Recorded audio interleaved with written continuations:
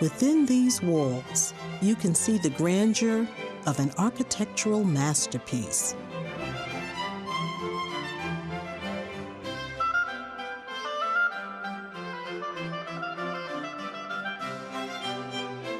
The ghosts of war and decay, and the glory of honor and justice. Within these walls, some of the state's and the nation's most remarkable history came to pass. Here in the Mississippi Old Capitol.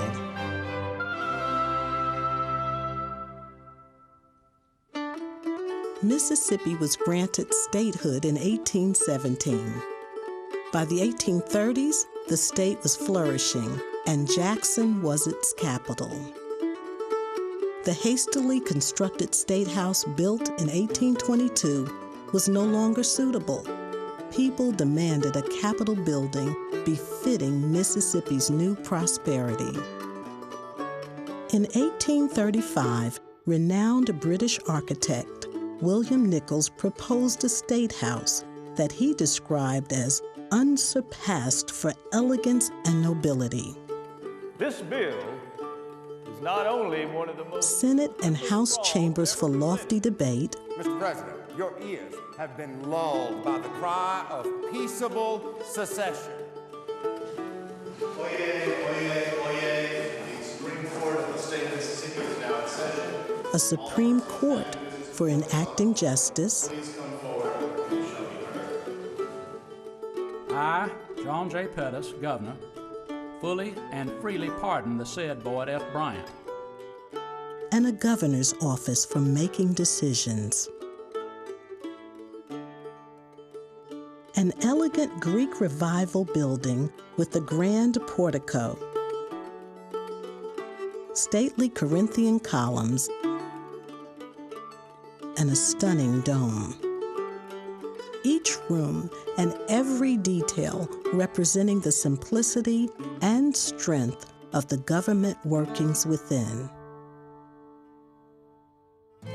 On January 7, 1839, while workmen continued to finish construction, the legislators first gathered in the new State House. They wasted no time getting down to business and filling the chambers with impassioned debates. Within 6 months, all the married women will have all the property, and it will be exempt from their husband's creditor. Leading to Mississippi's early and significant laws, like the Married Women's Property Act, the first in the country allowing a married woman to own property. Secure this, sir. 'Tis all I ask. The Capitol, defined by its rotunda, rising 94 feet from the polished limestone floor to the top of the dome, was the heart of the town and the soul of the state. If secession is carried out, there will be nothing but ruin and desolation to follow in its course. In January 1861, the Secession Convention gathered in the House chamber. Our position is thoroughly identified with the institution of slavery. And voted 84 to 15 to leave the Union.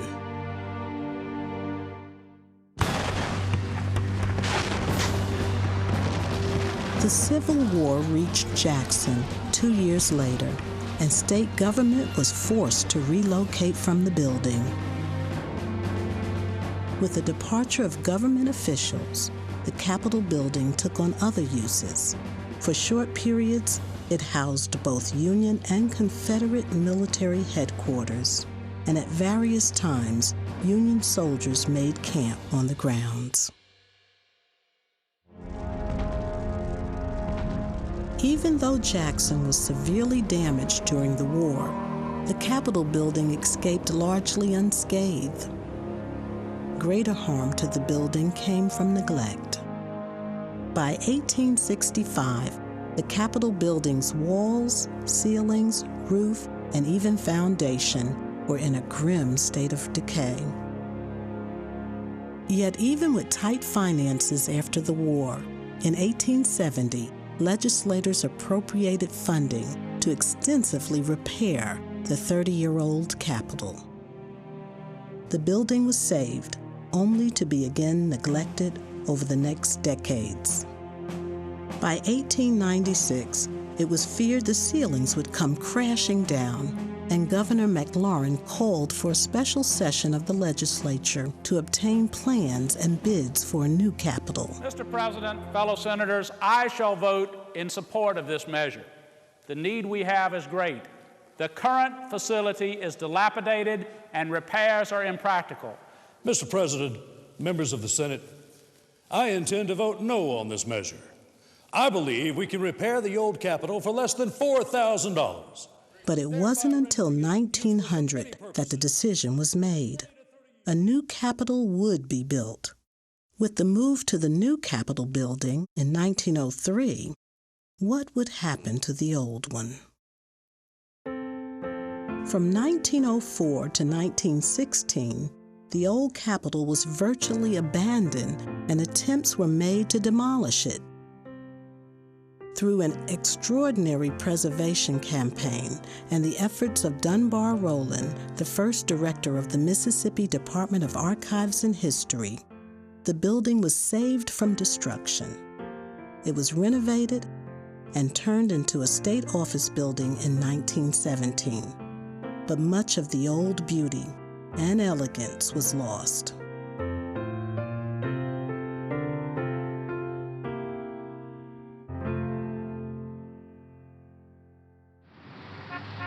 Eventually, as government grew, the building suffered more wear and tear and was plagued by structural problems. Finally, in 1959, a major restoration began on the 120-year-old building. And the old Capitol found a new purpose as the State History Museum. What better place than here to tell the history of the state?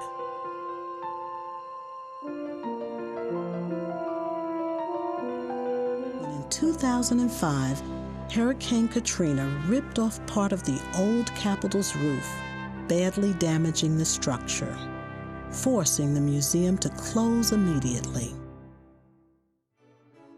In 2006, the legislature authorized money for the immediate repair and restoration of the old Capitol, and a new museum emerged to tell the building's story.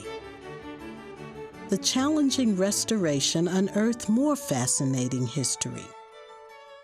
Discovering that the Senate Dome, which had been graced by a chandelier from an earlier restoration, featured a reflector with mirrors and prisms that had been installed in the old Capitol in the late 1800s to enhance the gas lighting. Replicating in detail the handsome wrought iron fence designed by the original architect, William Nichols. And perhaps the most dramatic, covering the brick on the front and sides of the building that was exposed in the 1960 restoration with stucco. In keeping with the building's original design, the stucco is scored to look like limestone. Just as with the original construction, for this extraordinary restoration, local craftsmen were supplemented with specialty plasterers and woodworkers, this time from as far away as England and Romania. Even with more than 100 years of changes, the old Capitol's most magnificent features have been restored.